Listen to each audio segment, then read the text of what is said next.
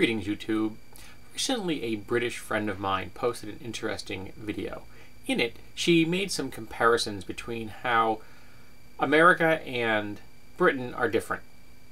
And one of the things she said, she felt that the British were actually more able to have free speech than Americans. And her reasoning was that in Britain, and I'm basing this on her video only, I actually don't know British law, hate speech is essentially illegal. And because of this, she feels that the space created, because there is an absence of hate speech, allows free speech to blossom. Whereas I feel the exclusion of hate speech is censorship. And it would pretty much be the antithesis of free speech. Because whether you like it or not, the inclusion of hate speech must be part of free speech. You cannot only allow the speech that you like. That's not how free speech works, in my opinion. Now, in America, we still have guidelines that you cannot cross. But regular old run-of-the-mill hate speech is still allowed. For example, if someone says, "I hate plaid people," they're a bigot, but it's allowed free speech, protected by the First Amendment. Now, if they say something like, "I think that all plaid people should be killed," well, now you're talking about something that could fall into the category of possibly inciting violence, and depending on the amount of power that person has in whether a political or social venue, there might be some repercussions.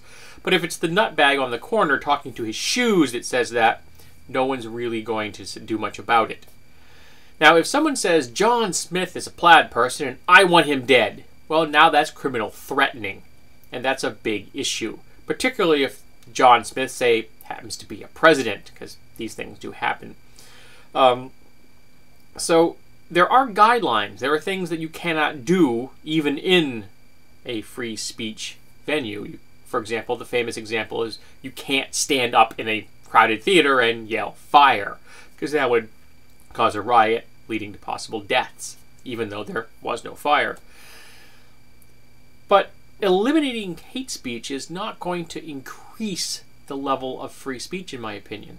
I want the haters to publicly speak. It identifies them. And it makes all of our jobs easier for us to know who it is that we need to ostracize or oppose.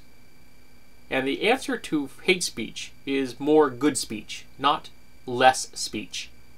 If you think someone's saying something bad, then you say things that you think are good, and you say more of them. And you get your friends to join you. You get people to sign petitions. You use your freedom of speech to make sure that you overwhelm them. You let them know that there are more people that agree with you than with them. But bottom line, and this is something I believe with all my heart, the most important speech in the world to protect is the speech you don't agree with.